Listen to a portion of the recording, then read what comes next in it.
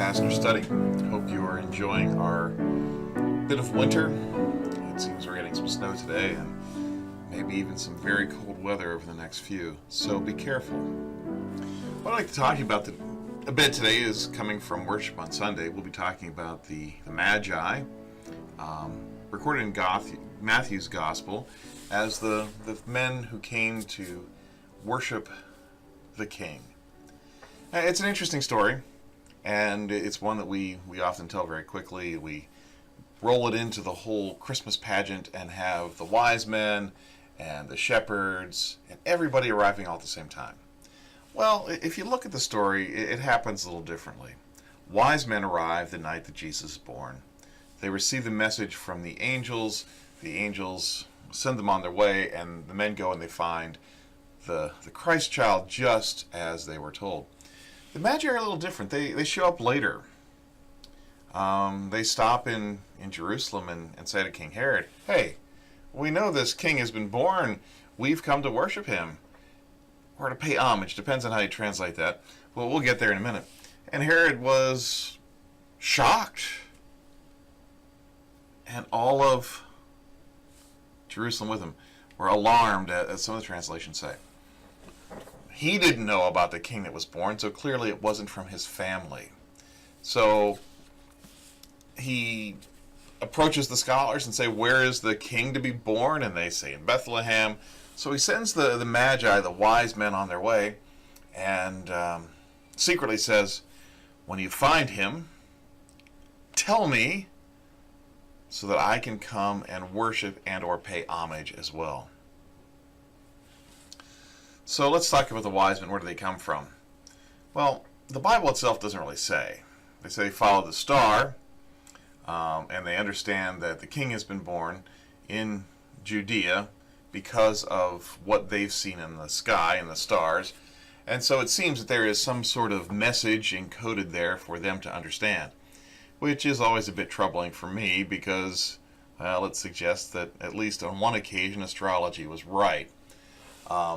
These were scholars, yes, nowhere near what we talk about astronomers in the modern sense. They mixed science and religion. They made very faithful observations of the stars.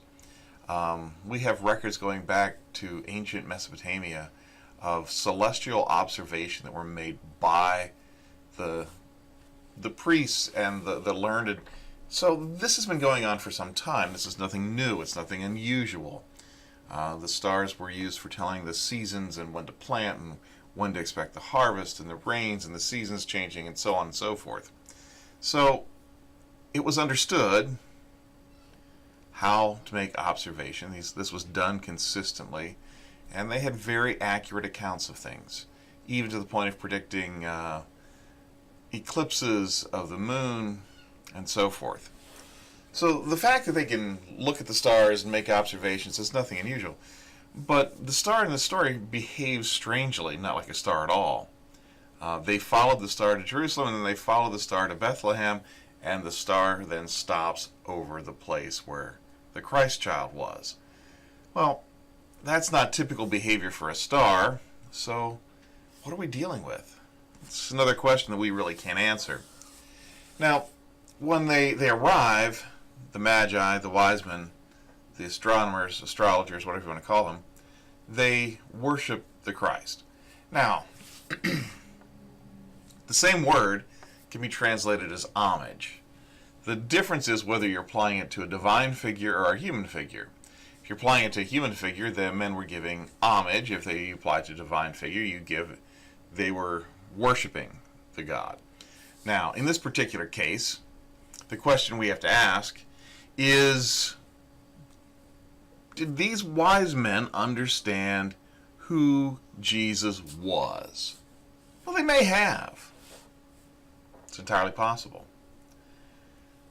And if they did, then worship is the correct word to use.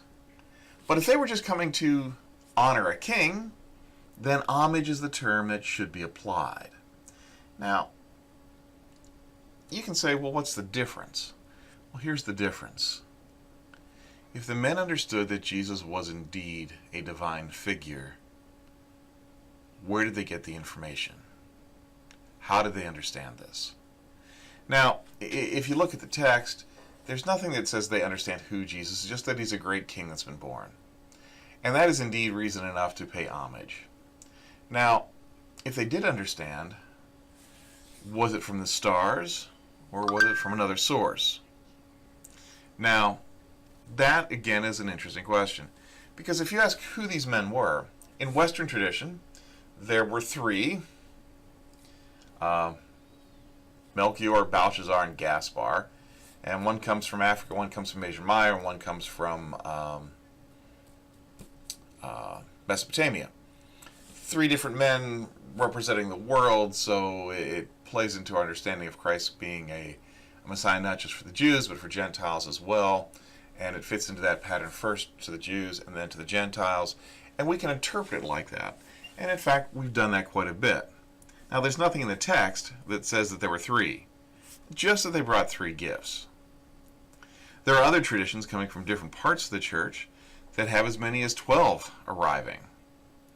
There are others that have a line descended from one of Noah's sons who maintained a prophecy that a Messiah would come, and they lived in the East, and this is a group of them. We've been reinterpreting the story quite a bit. Now, in more recent times, there was a story of the fourth wise man who ends up being Simon of Cyrene and carrying the cross. And there's no real reason to assume that Simon was actually one of the wise men. In fact, there's nothing that in the text or in church history that suggests it. It's just a modern retelling of the story, trying to understand who the wise men are and make it meaningful in the context of how we live now. So, where did they get the information about the Christ? That's one of those questions we can't answer, but it's an interesting story nonetheless. Now, they bring three gifts: gold, frankincense, and myrrh. And if you're familiar with the hymn, We Three Kings, great hymn, one of my favorites. I like the theology, so on and so forth.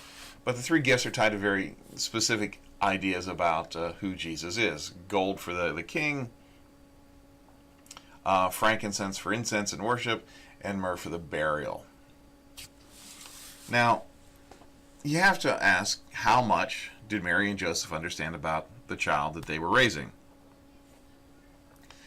Did they understand the crucifixion at this point? So would they have saved the myrrh that the wise men brought for Jesus' burial? It's possible. Is it likely? I don't think so.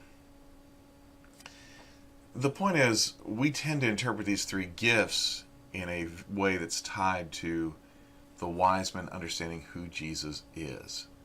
I mean, the other part of this is, they were three luxury items.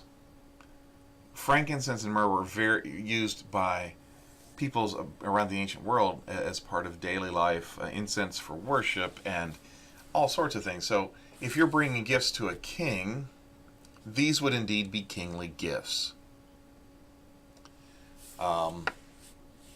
Later, the story is about the death of the innocents, and they make a trip to Egypt, selling two of these costly gifts could have been part of financing that trip and the stay in Egypt as well.